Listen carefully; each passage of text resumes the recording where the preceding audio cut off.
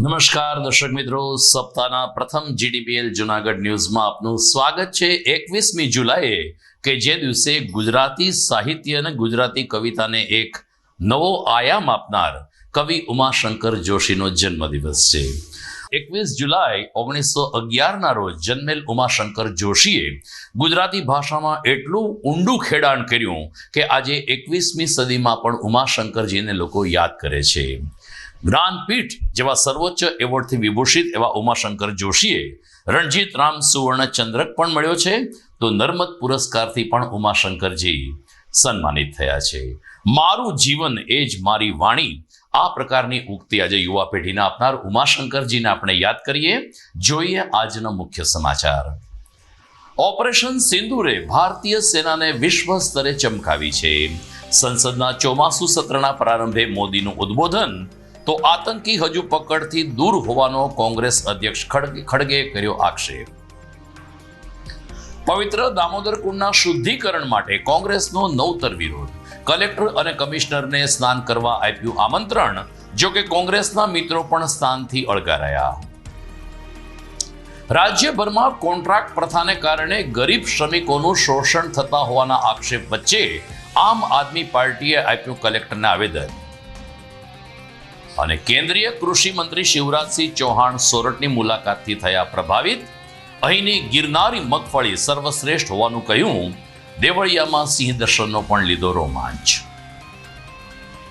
આ તમામ સમાચાર આપણે વિગતવાર જોઈએ તે પહેલા લઈએ એક બ્રેક।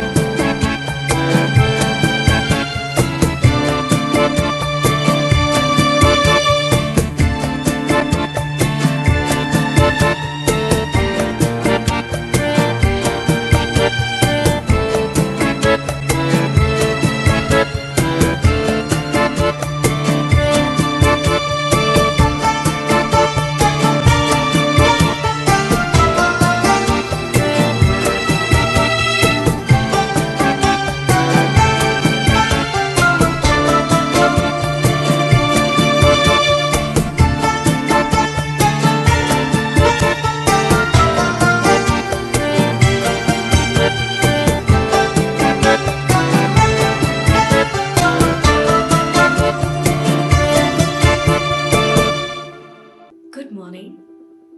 This is Junagadh.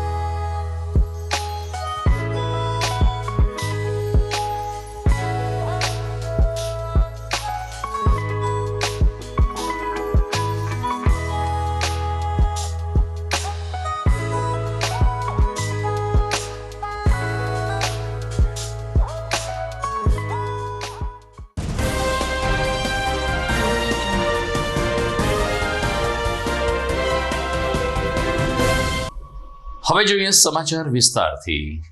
સંસદનું ચોમાસું સત્ર આજથી શરૂ થયું છે. લોકસભામાં પ્રથમ દિવસે વડાપ્રધાન નરેન્દ્ર મોદીએ પોતાનું પ્રેરક ઉદ્બોધન કર્યું હતું. સાંસદોને સંબોધ્યા હતા તો ઘણા બધા મુદ્દાઓ પર વિપક્ષનો સહયોગ પણ માંગ્યો હતો.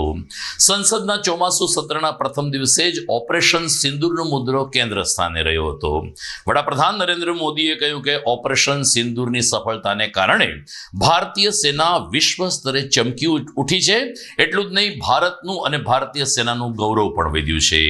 લશ્કરના જાબાઝ જવાનોને અને સેનાની ત્રણેય પાંખના અધિકારીને જવાનોને અભિનંદન પાઠવતા વડાપ્રધાન નરેન્દ્ર મોદીએ ચોમાસુ સત્રના પ્રારંભે જ ઓપરેશન સિંદૂરનો ઉલ્લેખ કરીને સંસદમાં પોતાનું ઉદ્બોધન રજૂ કર્યું હતું.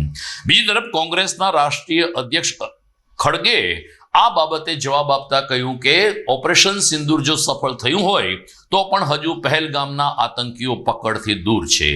આતંકીઓને પકડવામાં મોદી સરકાર નિષ્ફળ ગઈ છે તેવા આક્ષેપ સાથે અર્જુનસિંહ ખડગે મોદી ઉપર નિશાન તાક્યું હતું. આમ આક્ષેપ પ્રતિ આક્ષેપ વચ્ચે આથી સંસદનું ચોમાસું સત્ર શરૂ થયું છે, જે આગામી દિવસમાં કેટલાક મુદ્દાઓ પર તોફાની બને તેવી પણ સંભાવના છે. पूरी दुनिया ने भारत की सैन्य शक्ति का, भारत के सैन्य के सामर्थ्य का रूप देखा है. ऑपरेशन सिंदूर में भारत की सेना ने जो लक्ष्य निर्धारित किया था 100% अचीव किया. आतंकियों के आकाओं के घर में जाकर के 22 मिनट के भीतर भीतर ऑपरेशन सिंदूर के तहत उसको जमींदोज कर दिया गया. और मैंने बिहार की एक कार्यक्रम में इसकी घोषणा की थी, जो हमारी सैन्य शक्ति ने बहुत ही कम समय में सिद्ध करके दिखा दिया. और इसमें मेड इन इंडिया सैन्य शक्ति का ये नया स्वरूप, इस पर भी दुनिया बहुत आकर्षित हुई है. इन दिनों विश्व के जिन जिन लोगों से मिलना होता है तो भारत के इस मेड इन इंडिया जो औजार तैयार हो रहे हैं उसके प्रति दुनिया का आकर्षण बढ़ रहा है. એક તરફ લોકસભામાં સંસદનું ચોમાસું સત્ર શરૂ થયું છે તો બીજી તરફ સૌરાષ્ટ્રમાં પણ ચોમાસાના બીજા સત્રનો પ્રારંભ થયો છે.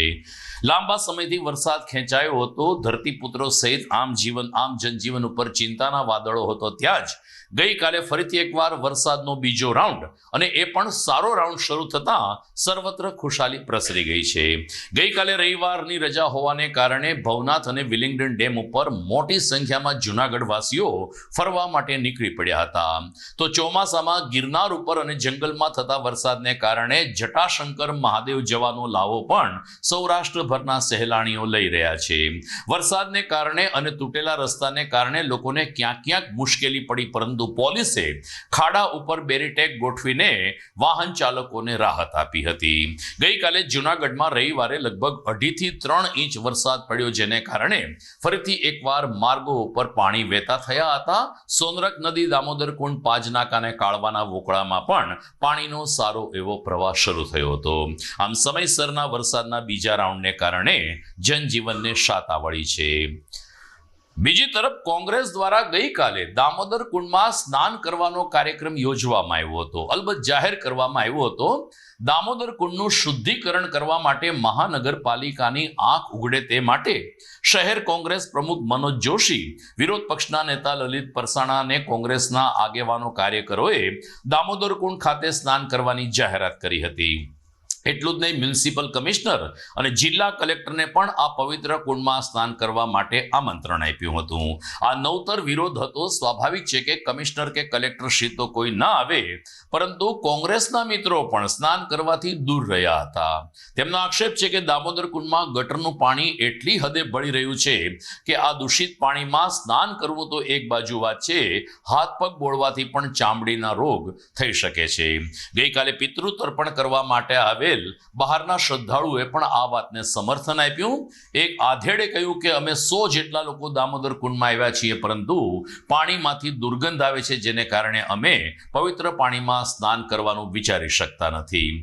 લલિત પરસાણા, અશરફભાઈ થેમ વગેરે કોંગ્રેસના આગેવાનોએ મુસ્લિમ કોર્પોરેટરના ગ્રાન્ટમાંથી આ હિન્દુ પવિત્ર સ્થાનકનો જીર્ણોદ્ધાર કરવાની તૈયારી દર્શાવી હતી. બીજી તરફ સેનિટેશન સુપ્રિન્ટેન્ડન્ટ કલ્પેશ ટોલિયાએ કહ્યું કે દામોદર કુંડની નિયમિત સફાઈ થાય છે. પરિક્રમા શિવરાત્રી ઉપર વિશેષ સફાઈ થાય છે, પરંતુ નિયમિત સફાઈ કર્મચારીઓ આ કુંડની સફાઈ કરે છે. ભવનાથ ક્ષેત્રમાં આવેલ પવિત્ર જે તીર્થસ્થાન આ દામોદર કુંડ છે, અહીંયા નરસિંહ મહેતા રોજ સવારે નાહવા આવતા. ભગવાન શ્રી કૃષ્ણ અહીં ઘણી વખત પધાર્યા છે. મહાપ્રભુજીની બેઠક છે. અહીંયા બ્રાહ્મણો દ્વારા પિંડદાનથી માંડી અને અનેક વિધિઓ કરવામાં આવે છે. દેશ વિદેશથી યાત્રાળુઓ આવે છે અને પવિત્ર સ્નાન કરે છે. પરંતુ જે ભાજપના શાસકો છે ત્યાં કરોડો રૂપિયા અગાઉ પણ 8 કરોડ રૂપિયાની માતબર રકમ વાપરી હતી અને પ્રશાસનને પ્રવાસન વિભાગે આના માટે સ્વચ્છતા રાખવા માટે કરોડો રૂપિયાની ગ્રાન્ટ ફાળવણી કરી છે, માણસો આપ્યા છે. તો આ તમામ જણા અહીંયા જે લોકો છે એ શું કરે છે? અહીં સફાઈ તો થતી નથી. જે પાણી છે એ પીવા લાયક અને નાહવા લાયક પણ નથી. એના માટે આજે અમે આમંત્રણ આપ્યું હતું તમામને. કલેક્ટર, કમિશનર, પદાધિકારીઓ ભાજપના છે, mayor, deputy mayor, standing chairman, જે ગિરનાર પ્રવાસન ડિરેક્ટરો છે, એને પણ કોઈ પણ હાજર નથી. એનો મતલબ એ છે કે અહીં નાહવા લાયકે નથી અને પીવા લાયકે નથી આ પાણી. તો ચરણામૃત લેતા હોય છે યાત્રિકો, શ્રદ્ધાળુઓ, તો તમે લ્યો ભાઈ એટલે ખબર પડે કે તમે કેવી હાલત કરી છે દામોદર કુંડની. અહીંયા ફિલ્ટર પ્લાન્ટ પણ મૂકવામાં આવેલા હતા અગાઉ, એ પણ એજન્સીએ પોતાના ખર્ચે મૂક્યા હતા, એ પણ નથી. અહીંયા 8 કરોડ રૂપિયાના ખર્ચે સુવિધાઓ ઊભી કરી હતી, એ પણ અત્યારે આપણે જોઈએ કે કેવી હાલત થઈ ગઈ છે. એટલે આ જે ગટર જે છે એ ડાયવર્ટ કરવાની વર્ષોથી વાતું થાય, એ પણ નથી કરેલી. આવી અનેક ક્ષતિઓ દામોદર કુંડમાં કોઈ ધ્યાન નથી. જ્યાં પૈસા મળે આ લોકોને, જ્યાં ભ્રષ્ટાચાર કરવો હોય એ પવિત્ર તીર્થ ક્ષેત્રોને પણ નથી મૂકતા. એટલે આ લોકોને હવે શરમ આવી જોઈએ, ડૂબી મરવું જોઈએ. અનેકવાર કથાકારોય કહે છે કે કેન્દ્ર, રાજ્ય અને જૂનાગઢમાં તમારી સરકાર છે, તો તમે આવું નાનું એવું દામોદર કુંડ જો ન સાચવી શકતા તો ડૂબી મરો. જૂનાગઢ મહાનગરપાલિકાના અંદર ઘણા વર્ષોથી કોર્પોરેટર પદે હું મારી સેવા બજાવું છું. આજ રોજ કોંગ્રેસ પક્ષ તરફથી મને આમંત્રણ આપવામાં આવેલું હતું કે પવિત્ર દામોદર કુંડના અંદર આપણે ડૂબકી મારવાની છે. અમે લોકો અહીંયા ભેગા થયા. અહીંયા આવીને જોયું, અત્યારે અહીંની સિચ્યુએશન જોઈને એવું લાગ્યું કે ખરેખર આ એક હિન્દુ ધર્મનું મોટું તીર્થસ્થાન હોય. અહીંયા પિતૃ આશીષ માટે થઈને, પિતૃ એના કાળ માટે થઈને જે અહીંયા વસ્તુ કરતા હોય છે, એની પૂજા અર્ચના કરતા હોય છે. પણ આ વસ્તુ જે જોઈ કે અત્યારે પાણી અત્યંત ગંદુ છે ને ઠેર ઠેર ગંદકી જોવા મળે છે. કોઈ જાતની કોઈ બીજી જાતની ફેસિલિટી મળતી નથી. એટલે આપના માધ્યમથી પ્રશાસનને હું વિનંતી કરું છું કે ઇન કેસ આ વસ્તુ કરવામાં મારી ગ્રાન્ટની જરૂર પડે, ભલે હું મુસ્લિમ સમાજમાંથી આવું છું, પણ હિન્દુ લોકોના જે પવિત્રનો આસ્થાનું કેન્દ્ર છે આ પવિત્ર દામોદર કુંડ, એના અંદર સ્વચ્છતા થાય એ આપના માધ્યમથી હું વિનંતી કરું છું. મકાજી મેઘપર, કાલાવડ તાલુકો, જામનગર જિલ્લો. અમે ત્યાંથી ફૂલ પધરાવા અહીંયા આવ્યા છે તર્પણ કરવા, પણ આ તર્પણ કર્યા જેવું પાણી નથી દેખાતું. આમાં તો કુંડમાં પાણી ગંદકી છે અને આ પાણીથી અમે જરાક નારાજ થઈ. તો આ સરકારને આ વિનંતી છે, ભાજપ સરકારને, કે આ કાંઈક કુંડનું સારું કરે. અમારી આટલી વિનંતી છે આ સરકારને, તો કાંઈક વિચારે. આમાં આજે દામોદર કુંડની સફાઈ છે એ ગાંધીનગરથી પવિત્ર યાત્રા વિકાસ બોર્ડ દ્વારા સંચાલિત સફાઈ કરવામાં આવે છે અને એનું પેમેન્ટ એ પણ કરે છે. અમે માત્ર વાર તહેવાર, શ્રાવણ મહિનો, શિવરાત્રિ, પરિક્રમા, એમાં એક્સ્ટ્રા એડિશનલ માણસો મૂકીએ છીએ અને સફાઈ કરીએ છીએ. ખાસ કરીને જે આજ કોંગ્રેસે વિરોધ કર્યો છે, અતિ જે કચરાનો ગંધ છે અહીંયા ફેલાયો છે, શું કહેશો? ને એવું છે જે મોબાઈલ જ્યાં ટોયલેટ છે એ ટોયલેટ અમે એક સફાઈ કામદાર રાખ્યો હતો. 8 થી 12 અને 2 થી 4 8 કલાક માણસ લઈ શકે, પણ આ લોકો 1 વાગે પહોંચ્યા એટલે બપોર બંધ હોય. 12 થી 2 માણસ ડ્રાઈવર જમા તો પણ આ શ્રાવણ મહિને ધ્યાને રાખીને અમે 12 કલાક એટલે સવારે 7 થી 3 અને 3 થી 10 એમ 2 માણસ મૂકી દીધા છે. ભવનાથમાં મૂક્યા છે, અહીંયા પણ મૂક્યા છે, જેથી ટોયલેટ બંધ ન રહે. અને વાર તહેવારમાં મૂકીએ છીએ, દરરોજ મૂકતા નથી માણસો અમે. જુનાગઢ જિલ્લા સહિત સમગ્ર રાજ્યમાં જે રીતે આઉટસોર્સિંગની પ્રથા છે, જે ગરીબ શ્રમિકો માટે શોષણ કરવા સમાન છે, તેવા આક્ષેપ સાથે આમ આદમી પાર્ટીએ આજે જિલ્લા કલેક્ટરને આવેદનપત્ર પાઠવ્યું હતું. આમ આદમી પાર્ટી મહિલા મોરચાના અધ્યક્ષ રેશમા પટેલ અને સાથી આમ આદમી પાર્ટીના કાર્યકરોએ આજે સૂત્રોચ્ચાર સાથે કલેક્ટર કચેરી ખાતે ઘેરાવ કર્યો હતો, જેમાં ખાસ કરીને આઉટસોર્સિંગથી જે શ્રમિકોનું શોષણ થઈ રહ્યું છે, નિયમિત પગાર મળતા નથી, છૂટા કરી દેવામાં આવે છે, આવા મુદ્દે જિલ્લા કલેક્ટર કચેરી ખાતે આવેદનપત્ર પાઠવીને રાજ્ય સરકાર સુધી રજૂઆત કરવામાં આવી હતી. રેશમા પટેલે કહ્યું કે સમગ્ર રાજ્યમાં જે રીતે કોન્ટ્રાક્ટ પદ્ધતિ દૂષણ બની ગઈ છે, જે ગરીબ શ્રમિકોનું શોષણ કરે છે, એટલું જ નહીં, આ કોન્ટ્રાક્ટ પદ્ધતિ ઉપર કર્મચારીઓના અસંખ્ય કેસ કોર્ટમાં ચાલે છે, ત્યારે આ તમામ કેસ ફાસ્ટેગ કોર્ટમાં ચલાવવાની માગણી પણ આજના આવેદનપત્રમાં આપવામાં આવી હતી. દરમિયાન આ કોન્ટ્રાક્ટ પદ્ધતિનો ભોગ બનેલ મહિલા પુષ્પાબેન રાઠોડે કહ્યું કે સમગ્ર રાજ્યમાં આ રીતે ખાસ કરીને મહિલાઓનું અને કામદારોનું શોષણ થાય છે, જે અન્યાયી નીતિ છે. અને વર્ષોથી આ શ્રમિકો અમે બધા અહીંયા એનઆરસીજી ડીજીઆરની અંદર કામ કરીએ છીએ. જ્યારે અમારું માસ્ટર ચાલુ કર્યું ત્યારે એ લોકો એમને રોજગારની અંદરથી લીધા હતા. એ બીજું માસ્ટર અને આની પહેલાનું જે માસ્ટર છે, જ્યારે એનઆરસીની સ્થાપના થઈ ત્યારના શ્રમિકો બીજા બધા અલગ છે. જ્યારે અમને લોકોને રોજગારમાંથી લીધા, અમે લોકો 6 વર્ષ કામ કર્યું. અને આ લોકો જે છે કે જે લોકોને 1900 જો કે સાલ કદાચ મિસ થઈ જશે, એ લોકોને ઘણા બધા ઓર્ડર આવ્યા હતા. એની અંદરથી 34 ઓર્ડર આપી અને બીજા બધા ઓર્ડર બંધ કરી દેવામાં આવ્યા. બરોબર, હવે એની અમારે ઉલટ તપાસ કરવાની છે. હવે એ એક અમે એની સામે લડતા હતા. અને બીજું કે આ લોકોને અમે જે કોન્ટ્રાક્ટ સિસ્ટમ છે એ બંધ કરવાનું અમે કીધું. ડાયરેક્ટરે એવું અમને કીધું કે 1 મહિના પહેલા કોન્ટ્રાક્ટ અપાઈ ગયો છે ને તમારે જ્યાં જવું હોય ત્યાં જાઓ. બરાબર, એ લઈને અમે લોકો 1.5 મહિનો આંદોલન કર્યું. અને અમારા આંદોલનમાં અમે આજે કોંગ્રેસના કાર્યકર્તાઓ હતા, ભારતીય મજદૂર સંઘવાળા હતા, એ લોકોએ અમારી મદદ કરી. પણ અમારા ડાયરેક્ટર શ્રીએ કહી દીધું કે તમારે જ્યાં જવું હોય ત્યાં જાઓ, તમારું કાંઈ થવાનું નથી. બરાબર, અને બીજું કે તમે લોકો કેસ કરો. સાહેબ એમને એક જ સલાહ આપતા હતા કે તમે લોકો કેસ કરો, કારણ કે કેસ કરીએ એટલે અહીંયાના તો કોઈ જજ હાજર છે નહીં, એટલે જજમેન્ટ અમને મળતું નથી. એટલે અમારે આમના બધા જે થઈ ગયા 60, 70 વર્ષના એવી રીતના વૃદ્ધ થઈ જાય અને કોઈ આની વિરુદ્ધ કોઈ અવાજ ઉપાડે નહીં. આ લોકોનો એક મુદ્દો છે. આજે અમે જે કોન્ટ્રાક્ટ પદ્ધતિ ચાલી રહી છે, જે આઉટસોર્સ છે, જે ફિક્સ પગારદાર છે, આ દરેક મુદ્દાઓને લઈને ગુજરાતના અનેક શ્રમિકો પીડાઈ રહ્યા છે. અને આ પીડાને વાચા આપવા માટે આજે અમે જૂનાગઢ કલેક્ટર સાહેબને આવેદનપત્ર આપ્યું, કારણ કે ઈવનગરમાં જે એનઆરસીજી જે ડીજીઆર છે ત્યાં આ શ્રમિકોએ કામ કરેલું છે અને એ કોન્ટ્રાક્ટ પદ્ધતિનો શિકાર બનેલા છે. કોન્ટ્રાક્ટ પદ્ધતિના કારણે એ લોકોની નોકરી ગઈ છે અને એમાં કેટલું ગેરરીતિ થયેલું છે. સરકારના ઓર્ડરો છે કે ભાઈ આમને કાયમી કરો, છતાં પણ કાયમી કર્યા નથી. આ એમના પીડિતો છે, એટલે પીડિતોને લઈને અમે સમગ્ર ગુજરાતના શ્રમિકો માટે અવાજ ઉઠાવીએ છીએ કે કોન્ટ્રાક્ટ પદ્ધતિ દૂર કરો, જે ફિક્સ પગાર છે એ દૂર કરો અને આઉટસોર્સ દૂર કરો. અને આવું જો સરકાર અમારી વાત નહીં સાંભળે તો આવા દરેક ગુજરાતમાં શ્રમિકો દ્વારા આંદોલન કરવામાં આવશે અને ગુજરાતના જે સત્તાધીશો છે એને જગાડવામાં આવશે. એટલે આમ આદમી પાર્ટી એ એક સામાન્ય વર્ગની પાર્ટી છે. અમે શ્રમિકોનો અવાજ બની અને રોડ ઉપર નીકળીશું. આજે અમે આવેદન આપ્યું છે, અમને ન્યાય મળવો જોઈએ. અને ખાસ કરીને જ્યારે જૂનાગઢના આંગણે આ થયું છે ત્યારે ડીજીઆરમાં જે પોલમપોલ ચાલી રહી છે ત્યાં કોઈને કોઈ સત્તાનો બીક નથી. આ લોકો આમના સાથે ખૂબ જ અન્યાય કરી રહ્યો છે. જ્યારે માંગણી કરવા જશે, જ્યારે હક માટે લડવા જશે ત્યારે એને કામ ઉપરથી ધકેલ દેવામાં આવે છે.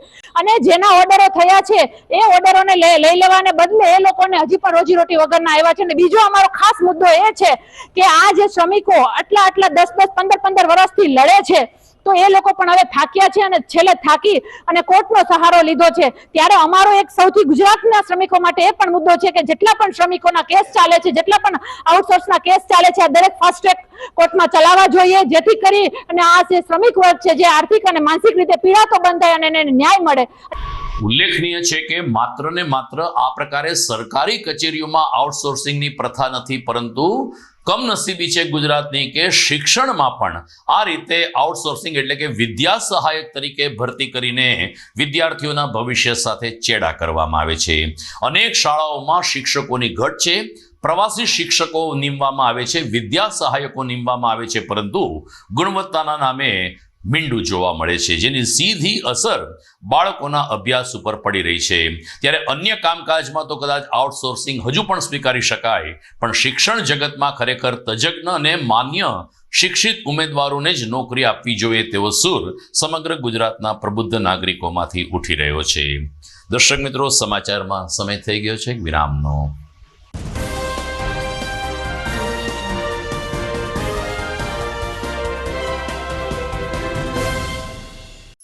અભિનંદન વેવાઈ. એ આજનો દિવસ આપણા માટે ખૂબ શુભ છે, કેમ કે તમારી દીકરી નિશા અને મારા દીકરા સંજુના લગ્નની તારીખ નક્કી થઈ ગઈ ને. હાજી હાજી. પપ્પા, લગ્નની તારીખ તો નક્કી થઈ ગઈ, પણ લગ્ન માટેની જ્વેલરીઓ? સંજુ બેટા, તારા દાદાજીના વખતથી ચોકસી હીરાલાલ મકનજીની જૂની પેઢી છે ને, એની સાથે આપણો વર્ષો જૂનો ઘરોબો છે, જે અત્યારે જય ભવાની જ્વેલર્સના નામે ફેમસ છે બેટા. જય ભવાની જ્વેલર્સ મતલબ ચોકસી બજાર જુનાગઢ? તમે પણ જય ભવાની જ્વેલર્સ સાથે? અમે ભલે રાજકોટના હોઈએ, પરંતુ જય ભવાની જ્વેલર્સ સાથે અમારો પરિવાર પણ વર્ષોથી સંકળાયેલો છે, જ્યાં છેતરાવાની કોઈ શક્યતા જ નથી.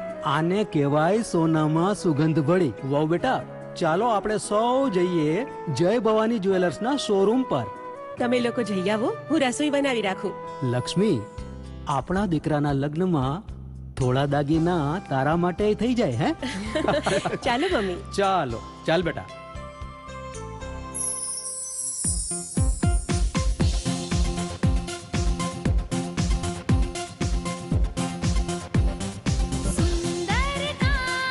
વ્યાજબી દામ, એક જ નામ, જય ભવાની જ્વેલર્સ. તહેવાર વ્યવહાર, બંગડી વીટી હાર, ડિઝાઇન અપાર, જય ભવાની જ્વેલર્સ, જય ભવાની જ્વેલર્સ. એક્સક્લુઝિવ દાગીના ખરીદવા માટે વિશ્વાસપાત્ર એક જ નામ, જય ભવાની જ્વેલર્સ, ચોકસી બજાર, Junagadh.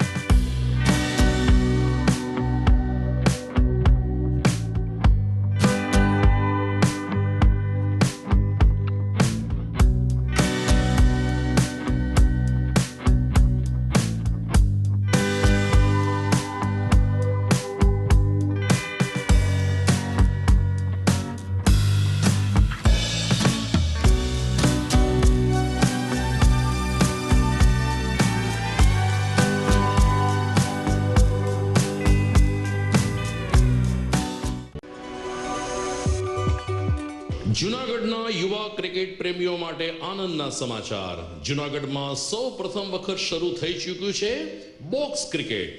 The fun Leo resorts and ક્લબના ભવ્ય ટેરેસ ઉપર બોક્સ ક્રિકેટ.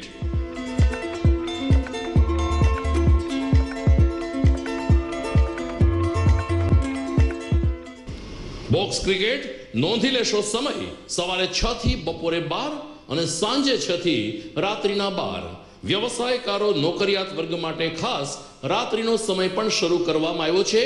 એક વખત અચૂક રમો બોક્સ ક્રિકેટ. યુવા ક્રિકેટરોને ઉત્તેજન આપતા the fun Leo resorts and ક્લબના આ નવતર અભિગમમાં જોડાઓ અને બોક્સ ક્રિકેટનો આનંદ માણો. વિશેષ માહિતી અને રજીસ્ટ્રેશન માટે સંપર્ક 0285 2658 444.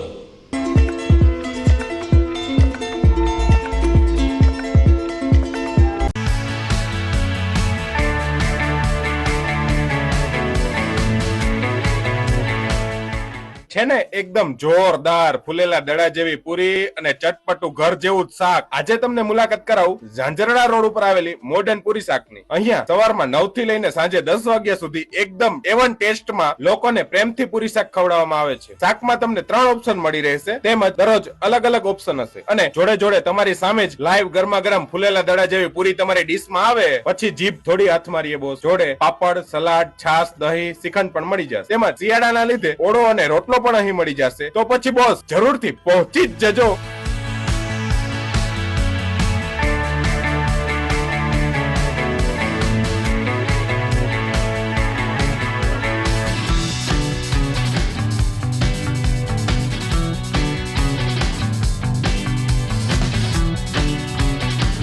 મોડર્ન પૂરી શાક.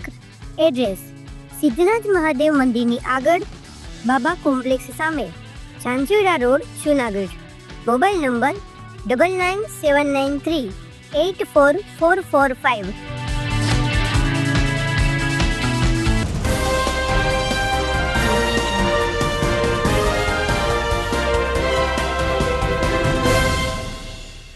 વિરામ બાદ આપનું સ્વાગત છે.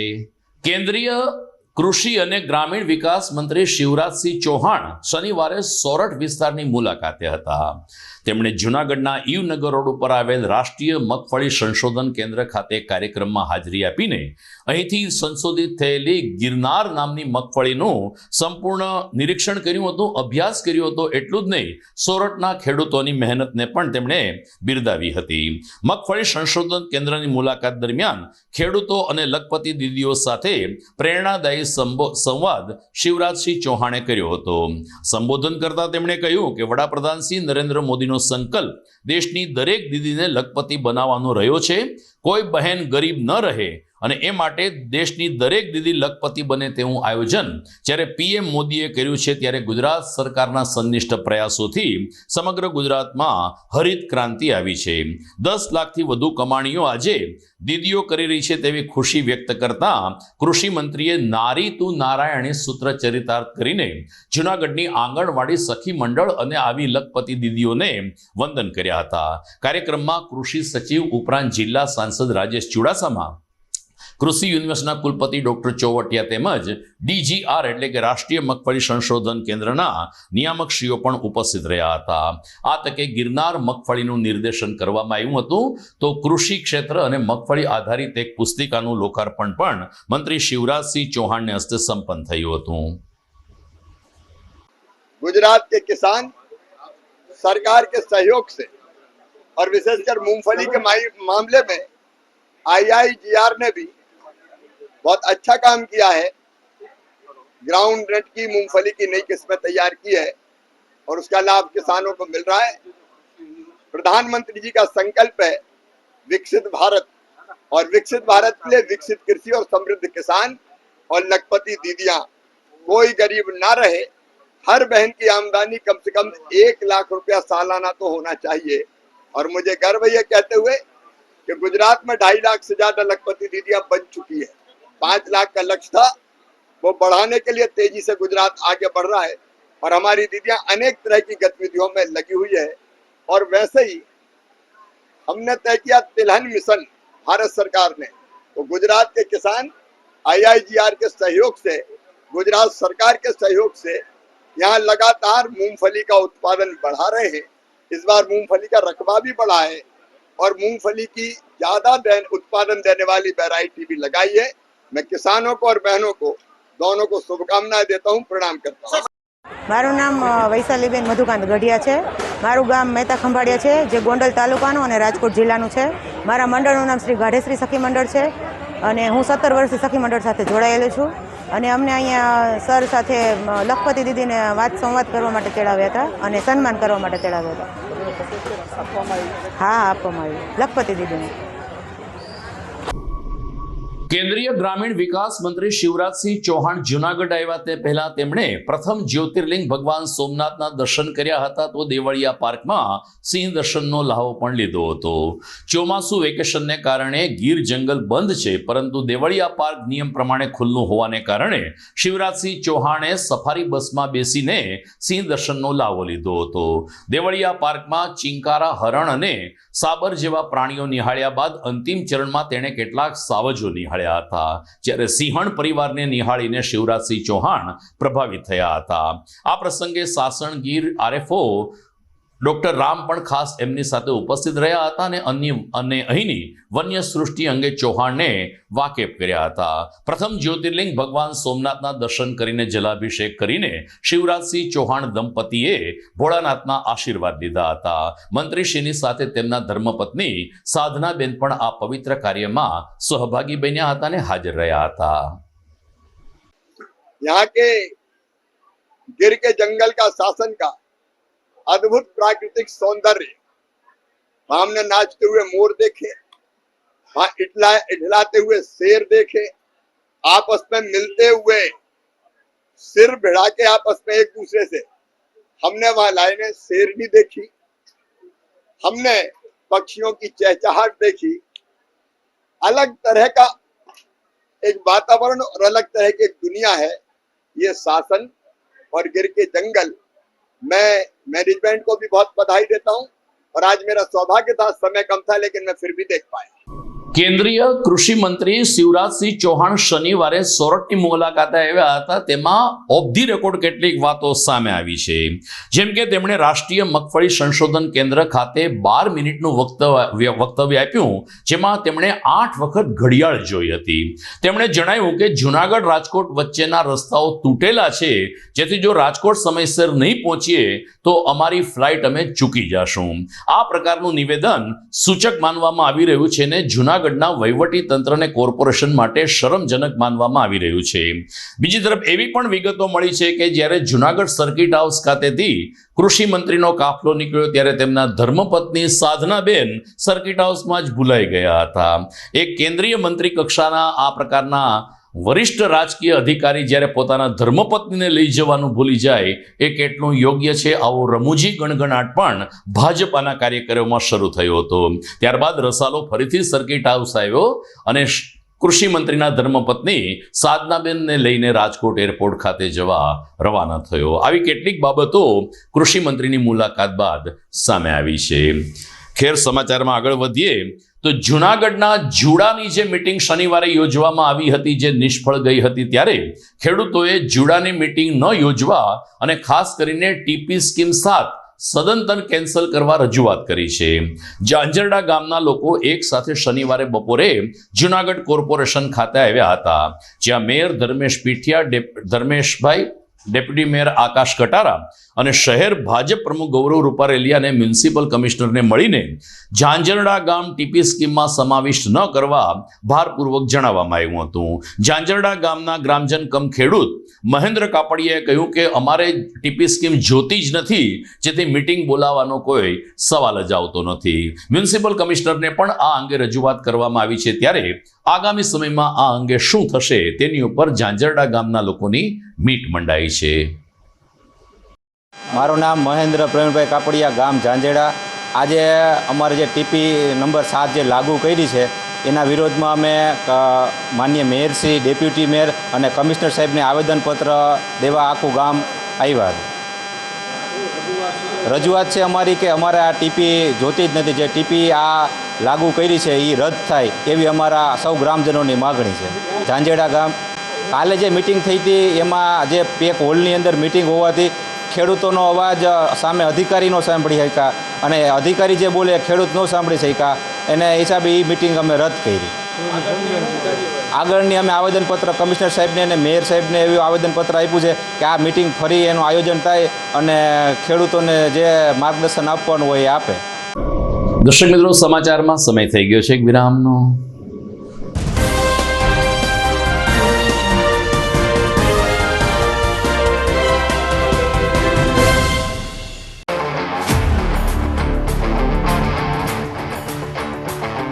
अपनों के लिए और अपने लिए, धड़कन के लिए, जीवन के लिए एक वादा दोहराते रहेंगे.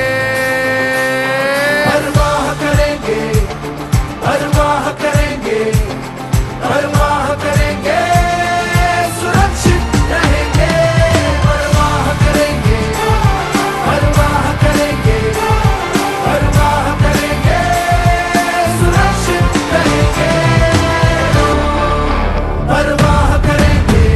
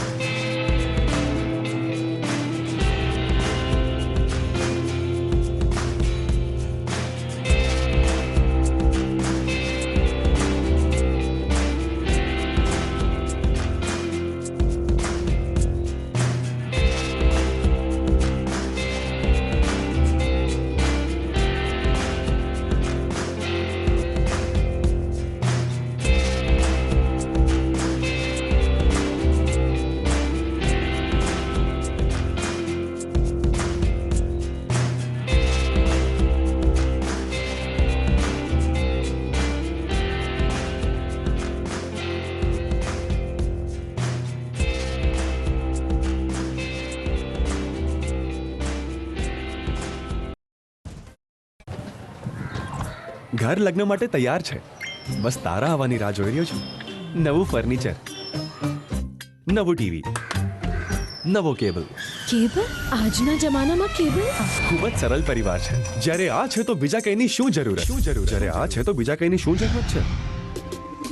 GTPL ઓફર કરે છે HD પિક્ચર ક્વોલિટી અને GTPL ની 24/7 ગ્રાહક સપોર્ટ. આ તે જમાનાનું નહીં, આ જમાનાનું કનેક્શન છે. કાલે લગન કરી લઈએ.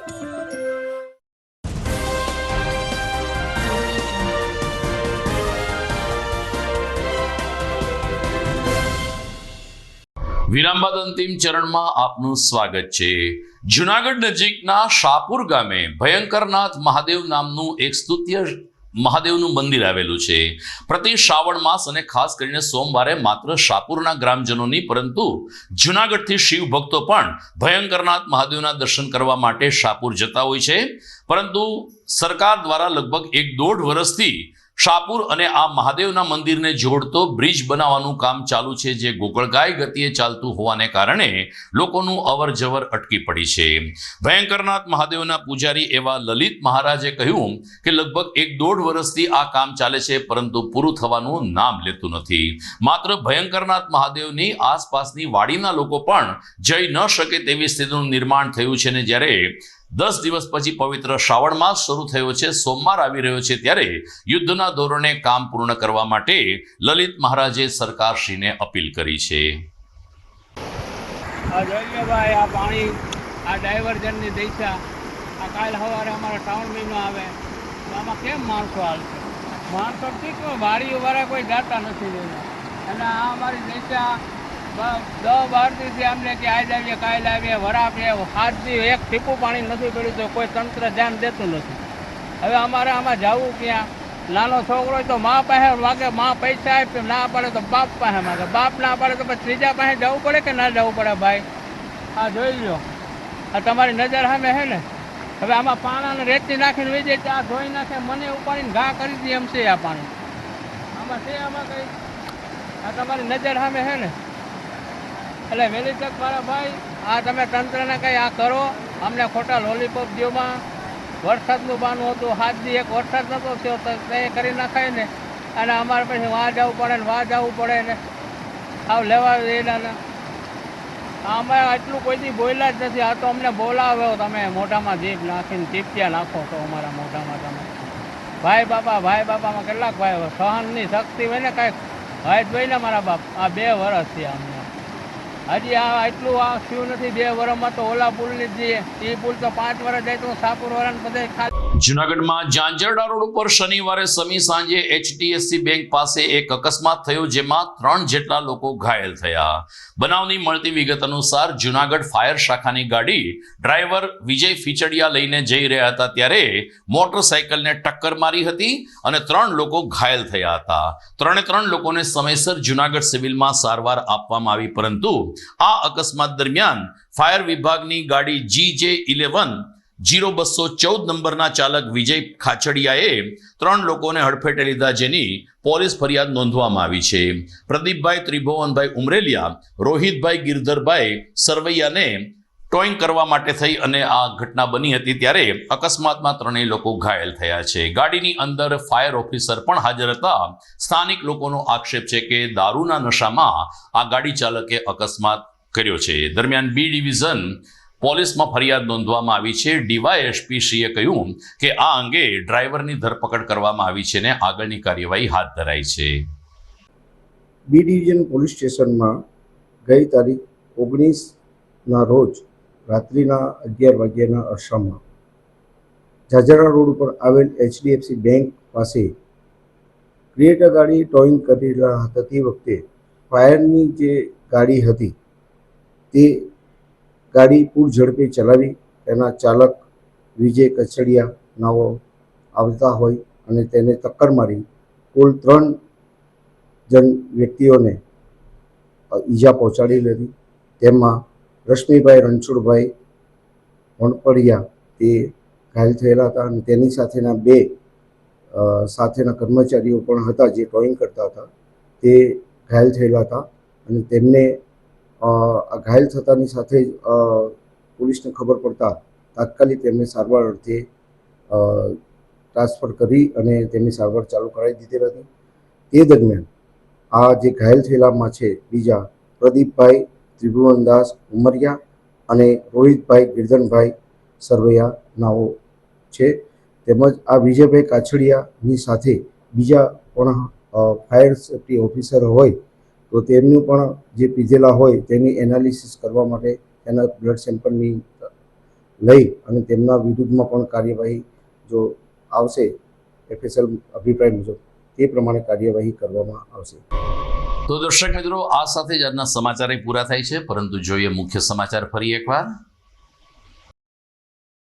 ઓપરેશન સિંદૂરે ભારતીય સેનાને વિશ્વ સ્તરે ચમકાવી છે. સંસદના ચોમાસુ સત્રના પ્રારંભે મોદીનું ઉદ્બોધન, તો આતંકી હજુ પકડથી દૂર હોવાનો કોંગ્રેસ અધ્યક્ષ ખડગે કર્યો આક્ષેપ. પવિત્ર દામોદર કુંડના શુદ્ધિકરણ માટે કોંગ્રેસનો નવતર વિરોધ. કલેક્ટર અને કમિશનરને સ્નાન કરવા આપ્યું આમંત્રણ, જો કે કોંગ્રેસના મિત્રો પણ સ્નાનથી અળગા રહ્યા. રાજ્યભરમાં કોન્ટ્રાક્ટ પ્રથાને કારણે ગરીબ શ્રમિકોનું શોષણ થતા હોવાના આક્ષેપ વચ્ચે આમ આદમી પાર્ટીએ આપ્યું કલેક્ટરને આવેદન. અને કેન્દ્રીય કૃષિ મંત્રી શિવરાજસિંહ ચૌહાણ સોરઠની મુલાકાતથી થયા પ્રભાવિત. અહીંની ગિરનારી મગફળી સર્વશ્રેષ્ઠ હોવાનું કહ્યું. દેવળિયામાં સિંહ દર્શનનો પણ લીધો રોમાંચ. તો દર્શક મિત્રો, આ સાથે જ મને રજા આપશો. ફરી મળીશું આવતીકાલે. નમસ્કાર.